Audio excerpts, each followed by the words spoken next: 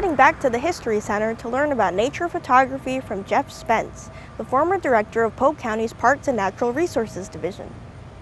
Jeff and his wife Lynette have spent years traveling around the globe taking pictures of natural landscapes and wildlife. Last month, I got the chance to attend a class he taught at the History Center to share tips about basic photography skills and some examples of photos from his worldly adventures. Let's take a look. A couple things I want to mention to you first is, one, I'm not a professional photographer. So I've not had any professional training in photography. Photography is my hobby and something I love to do. Second thing, people a lot of times think about when you do nature photography, you got to be a great outdoors person. Now, my degrees were in biology, but I'll tell you, there was a reason that I spent 35 years as an administrator, because I'm not safe outdoors sometimes. So, you don't have to be a Bear Grylls or even a Hawaiian yoga instructor that can go out and live 2 weeks in the jungle to be an outdoor photographer. So I would hope to encourage you in those areas. I was very fortunate to grow up traveling around the world. My father was in the military, so I was born in Africa and lived in Japan and Germany and a half dozen states. And this world's just a beautiful place. And so from as long as I can remember, we had cameras around the house, and wherever we would go, we would take a camera with us and take pictures. I married a woman who loves to travel and who also loves nature and wildlife and photography. So we've traveled extensively during our marriage, and we've been to our top place, obviously, was Africa. That just was phenomenal. The wildlife there was just, you can't describe it, you have to see that. But we've been to other places such as New Zealand, we've been across Europe, Ireland, Central America, South America, and to all of our states and several places in Canada. So we've really traveled extensively around the world. Africa, we say, is the best, but everyone is unique and everyone is really special. And by taking these pictures, we have memories of every place we've been. When we go on a trip, they are expensive, so you have to plan. And so we started planning 6 to 12 months in advance.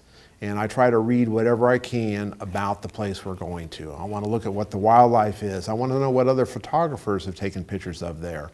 I want to learn a little bit about the culture. And so I start reading and studying and planning for that trip. And that is really the key thing to I think, nature photography, landscape, and wildlife, is to learn about the place you're going to before you get there. So when you get there, there's always surprises.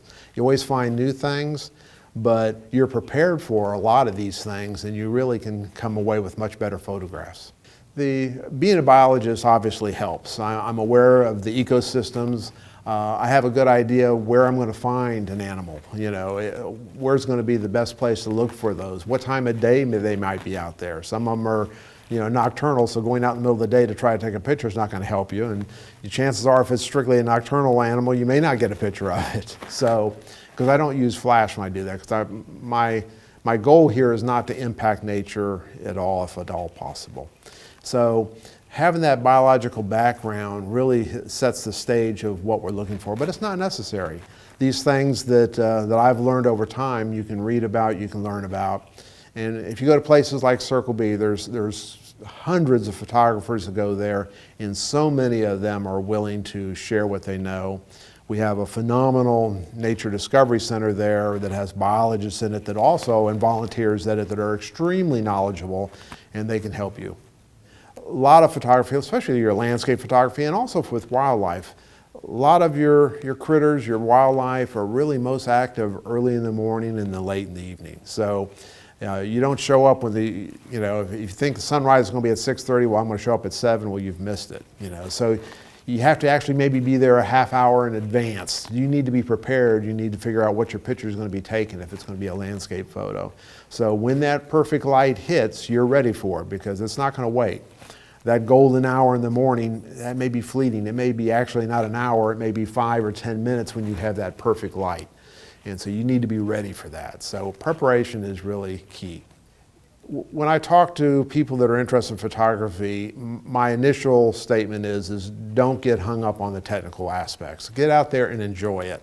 And that's one of the things that I get carried away. I get so involved in trying to get that perfect picture that sometimes I miss something that is really fantastic. And so I sometimes have to slow down and just soak in the nature.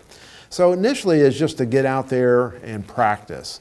And then as you become a little bit more knowledgeable about your camera, you can learn about the f-stops and the aperture and the speed that you may need, and should I use a polarizing filter or not?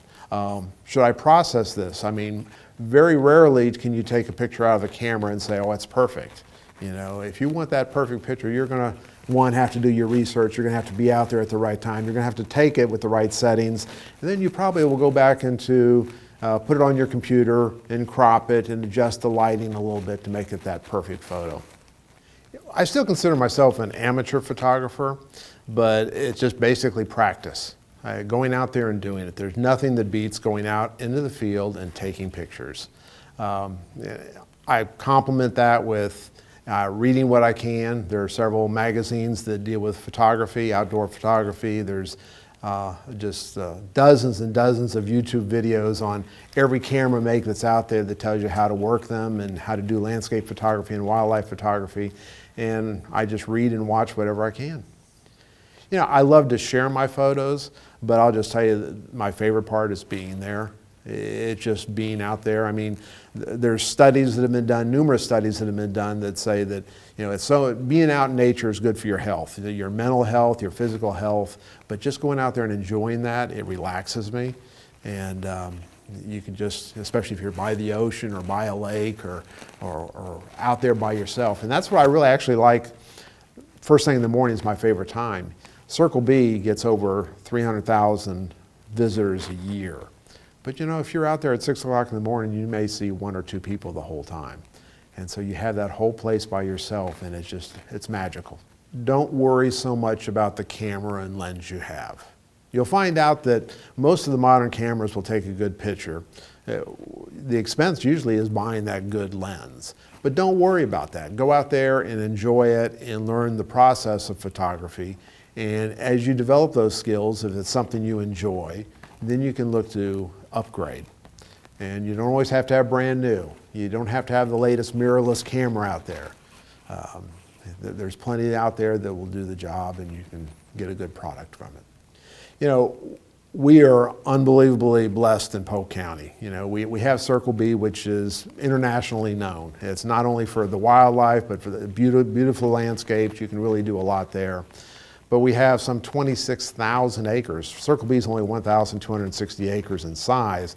We have 25,000 other acres that the county manages that you can get out and hike and take pictures on. In addition to that, we have 2 state parks, Cold Creek State Park and Kissimmee State Park. We have other natural lands, and on top of that, we have 550 beautiful lakes. So we have all these options. Lakeland Highland Scrub is one of my favorites. Gator Creek's another one. Gator Creek's a little hard to photograph because it's wooded, but it's a challenge, but it's still fun. And then within an hour and a half, you can be on either beach. So we've got all sorts of places all over Central Florida. This is not something that I want to do just by myself. I want to encourage other people to go out there and do this. And I mentioned this during the talk, is that, you know, you're not going to fight to protect something if you don't love it, and you're not going to love something if you don't know it. So if you go out and take photographs and you share those photographs with your friends and they see how beautiful the world really is and how amazing the wildlife we have is, then they're going to join you to efforts to protect those areas. For more information on upcoming events and programming at the Polk County History Center, visit www.polk-county.net/history-center.